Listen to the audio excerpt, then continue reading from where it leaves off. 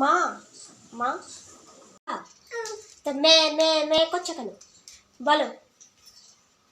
বলছিলাম আমি না একটা নেটে মানে ওই ফ্লিপকার্টে একটা জামা দেখেছি, ড্রেস দারুণ সুন্দর, আমার তো ভীষণ পছন্দ হয়েছে।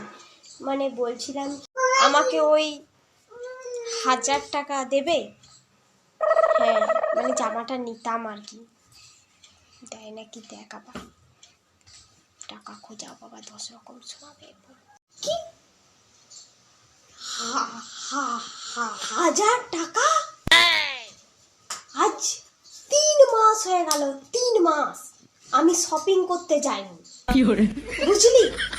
আর তোর হচ্ছে 2 দিন ছাড়াই 3 মাস আমি শপিং করলে আমার পেটের ভিতরটা হুড়ুম হুড়ুম করছে, সেটা তুমি জানো? ওই যা জামা আছে সেগুলোই পরো, আমার মাথা আর খেও না, বুঝেছো? যাও এখান থেকে। এই মা না আমার আর ভালো লাগে না, একটা ড্রেস কিনবো বললাম তাও দিল।